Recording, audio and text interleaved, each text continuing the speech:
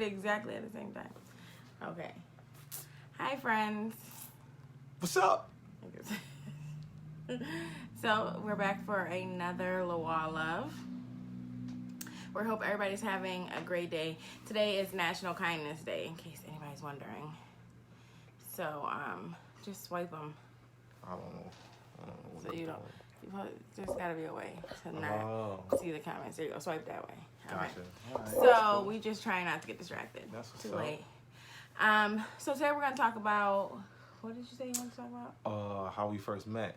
Yeah, or what our us, story a little bit. Yeah, what brought us together? What created this lovely Lawal partnership? Love. Yeah, yes. right. Okay. Welcome to episode 2 of Lawal Love. You know, it's time for you to join us and watch us. You know, it's a beautiful thing. Okay, so you start. Where do you want to start at? I mean, the beginning part of the story is not really that interesting because we met at a bar.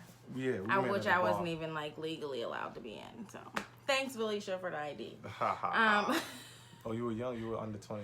21. 21. Yeah, it's interesting. I was highly intoxicated that night. Yeah, having fun. a great time. You know what I'm saying? Standing right by the door. Okay. So like that. Obviously, people know how that works. And then we talked on and off, like as friends. Right? No, I would say the first night we chilled. We talked for like 6 hours in the car. Yes. We connect. Basically, when we first met, we connected instantly. You know what I'm saying? It was like meeting somebody you already knew, and all you like a long time best friend, and you just picked it up from, just like nothing. Like it was nothing. It was super easy. Yeah, it was very easy. And then we talked on and off as friends for a while. Yeah, on and off as friends, on and off, and then I moved to Atlanta. Yes. That was years later, though. Yeah, that was Atlanta, right? Oh, in my movement. No, I'm just letting them know. Oh yeah, that was years later. I moved to Atlanta, and then from me moving to Atlanta, that drew us closer, because we couldn't see each other, so all we did was talk on the phone. All the time. So we used to just talk on the phone for hours. And not one of those like phone conversations like when you're like a teenager, like hello. Another person says hello. Like that. Nah, it was straight hours conversation. Of actual, it was like just nonstop conversation. It was just good. It was good chemistry. That's really what it was. It was just good chemistry that we had, and we were just building from then. You know what I'm saying? But the whole time we're talking, we're just friends. We're not even taking it seriously, really. No pressure. There was no pressure. Yeah, not at all. No pressure at all. Which I feel like is key. Like I know a lot of times you're like, what are we? And in my mind, it wasn't that serious. You know what I'm saying? Oh, how nice. It wasn't that serious for me either. It wasn't. It really wasn't. It was just like, oh, she my friend, or somebody I talk to. It ain't nothing crazy. But when you were in Atlanta, I used to come visit. She used to come visit when I was in Atlanta. People thought she was crazy for doing that. You know what I'm saying? Yeah, her family. They thought he really wasn't real. Yeah, it didn't exist. Because they never saw me before. They never heard from me. Nothing. You know what I'm saying? But it was, it was cool. Or whatnot. What else? After that. Yeah. Then came dun dun dun. You know your parents are gonna see this. The climax of the story. So how we shifted from friend to more. To more, right? So you are a better teller of the story than I am. Oh, okay. You know what I'm saying? Yeah. So basically, I was in Atlanta. I'm a better storyteller, but you're gonna tell it. Yep. So when I was in Atlanta, I'm on my grind, I'm on my hustle. What were you doing for your work? I was a personal trainer, you know what I'm saying? And I worked at Banana Republic. So at the time, I was just overexerting myself, you know what I'm saying? Look at the smoke from in the back. It looks crazy. The what? From the diffuser. It's like so much. It's like a potion or whatever. Yeah, it looks like it's brewing. Okay, anyway. So I was in Atlanta. I was grinding. I was going hard. You know what I'm saying? And everything that I do, I take it to the extreme. So I was just working out like crazy, and I was like, yo, how low can I get my body fat? How low can I get I was ripped, son. I was like. And you were fasting. You hadn't eaten. Yeah, I hadn't eaten because that's the best way to get rid of your body fat. You know what I'm saying? That's called fasting. Yes, okay. But, I was doing that, and it came to a point where, it just got bad for me, you know what I'm saying? I started, hallucinating and stuff like that. I remember it was funny because my aunt and my cousin, we drove to Maryland, and then I was going to, I don't know if I took a flight to Atlanta. Mm-hmm. And then, like, when we were in Maryland, I called you, and you sounded so weird. And I remember telling my aunt. How did I sound? Like, you just didn't sound like yourself. So, and I talked to you, like, on a regular basis. So, like, I know how you sounded, and you did not sound like yourself. Like, my voice sounded weird, or what I was saying? Like your voice sounded weird. The things you were saying didn't really make total sense. And so, when I got there... I was crazy, sir! Well, yeah, go ahead. I got there, and the first day, you kind of were, like, weird. And I'm like, okay. The next morning, after our first night, I got there. The next morning, I'm like... We need to go to Kroger and just get something to eat because I feel like you just need to eat something and it'll like change your life. I probably ate an apple in like 2 or 3 days or something like that. Yeah, it was a long time. But I was looking good though. No, you look sick. No, your head looked huge. No. That's after. That was after the 6 days. Yeah, okay, seriously. Yeah, come on, son. No. That was before because that picture that they take is when they first take you in. I don't remember. So, okay, anyways. I was like, let's go to Kroger. And he, like, got up and rushed out the house. So then I rushed out after him. And I left my phone and, like, everything that I had at his house. We go to Kroger. We get some fruit and stuff. He doesn't really eat anything. And then he starts talking about how he needs to go, like, to the bank to give my money. And he needs to get new tires. He has to go see his mom. And I'm just like, where is all this coming from? Oh, my God, you need to calm down. Very stressful time. I went to my job. Yeah, we went to the bank, and then you did some transaction or whatever, and then I was like phasing in and out of consciousness at that time. Yeah, I don't know what was going on for you. I was like, but for me, I was very worried. Yeah, that was crazy. So then we went. I think where did we go first? Did we go to? You probably can't remember. I can't remember if we went to your job at the gym. We went to my job. No, we went to my job at Banana at the mall. You know what I'm saying? No, because we stopped at a tire place. Yeah, we went to a tire place because I wanted to get tires. And they were a lot of money. And then then we went to Banana because you were like, I have to go get my checks. Yeah. But he got direct deposit. So when we got to Banana Republic and he was asking those people for his checks, it was very confusing because he had direct deposit. And when he opened the checks, I think the lady was scared. Of course, you're like 6'3" and huge. Because I was black. like, where's my money? Yes. Where's my money? Then you like, where's my money? Listen, babe, you opened the envelope. Okay, you open the envelope and it said not an actual check on it because you get direct deposit, and then you started asking her, "Where's your money?" Yeah, where's my money? And she's over there like, "What is happening?" So then I convinced you to leave, and we leave the mall. At this point, I am thoroughly just completely scared for you.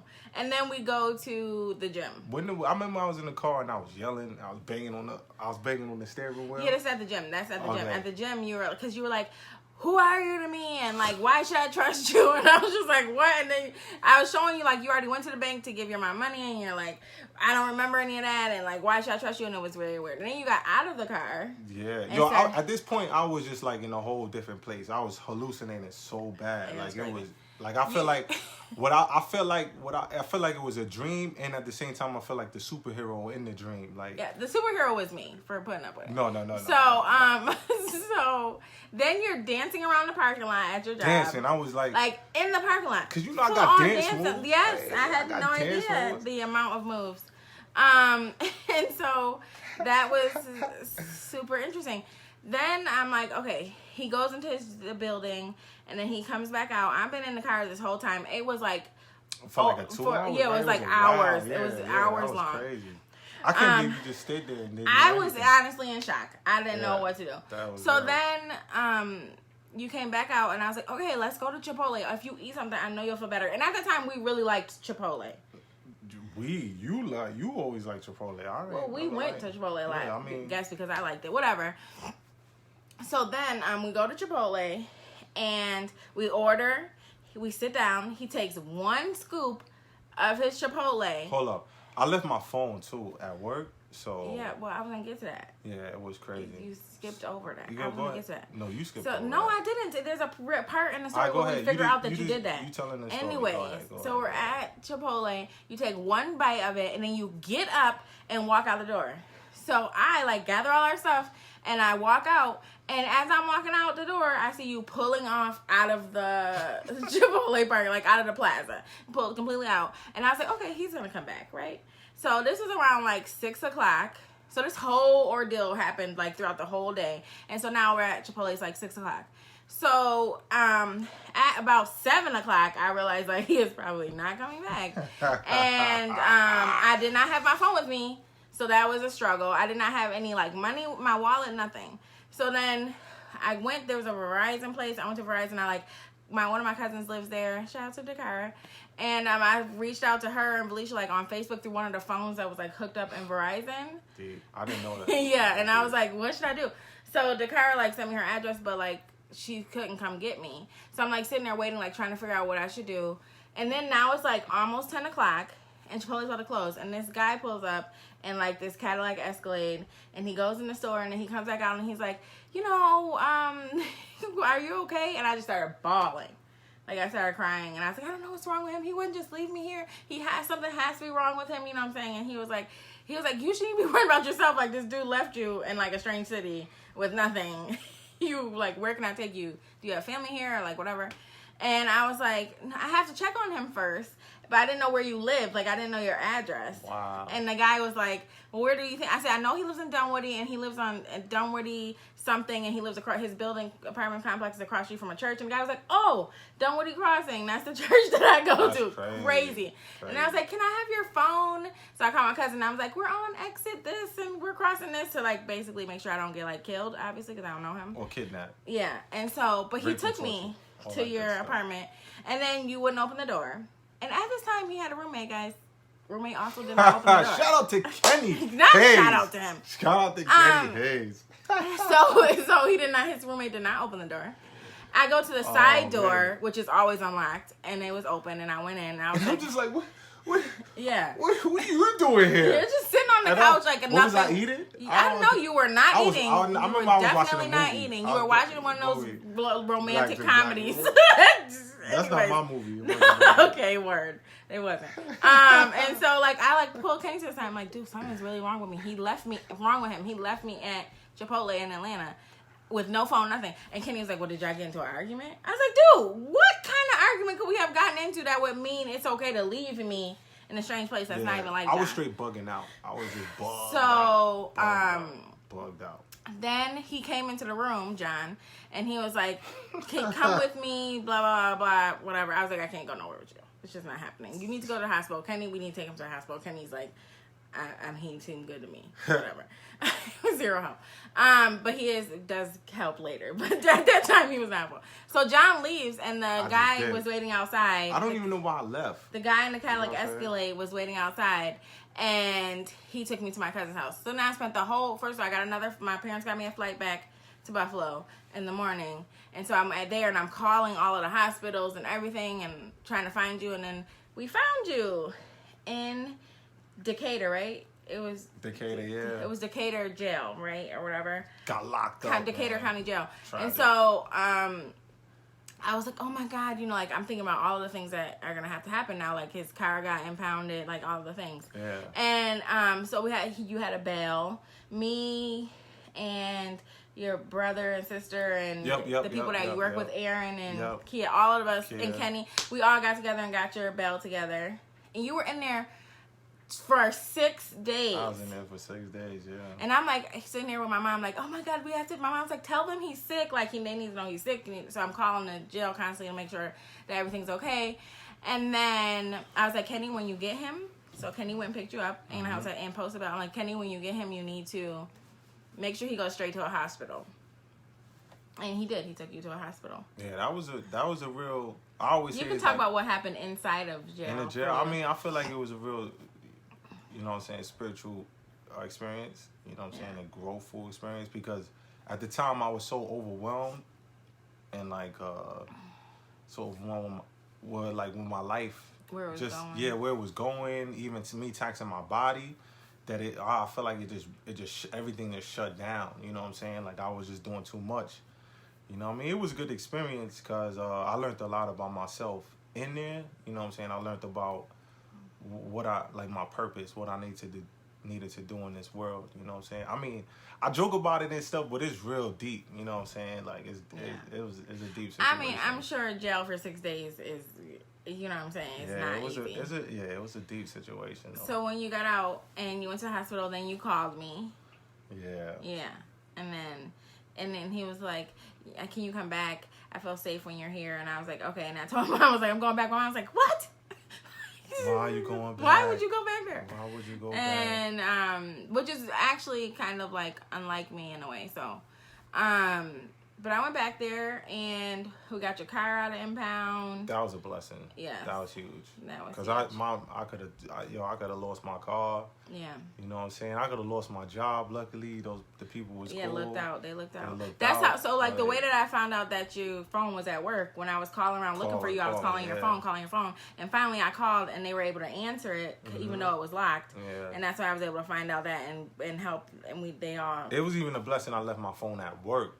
Because you were able to contact those people. Yeah, exactly. I mean, I would have figured it out anyway, but like I reached out to your siblings. That's how first time I really talked to them too. Yeah, that was deep, man. Like all those people in Atlanta, man. Shanrika, Tia, Aaron. You know what I'm saying? Like, I love you guys. You know what I'm saying? For real, we have to get out there. And it was deep, man. It's deep stuff. I didn't even think this story would be like evoke like, you know, feelings. You're feeling. Yeah, feeling. Yeah, like it's so because it's like so real for me. You know what I'm saying, that what happened, and it was life changing also. But it's just like to really reflect on it. And talk about it was, and you got lucky too, because like I was able to say like, okay, you need to tell your lawyer that it's a first time offense, so like it goes off your record after a certain amount of time, and you know what I'm saying, because they want to charge you with a felony, like it was crazy. So, but now he has no record, so that like really worked out. You got lucky, and so yeah, I mean, it brought us together because after that it changed kind of the dynamic of our friendship. Yeah, it was deeper. Yeah, it got deeper. Because when was that? I don't even remember when I was, but like April. Okay, you remember? April 20th, 2012. 12, yeah. April 20th, 2012. Yeah. And so and then we got married December 2nd, 2013. So like it really. Yeah, because we were friends for like 5-6 years. Yeah, you know what I'm saying, for a long time. Since I was 20.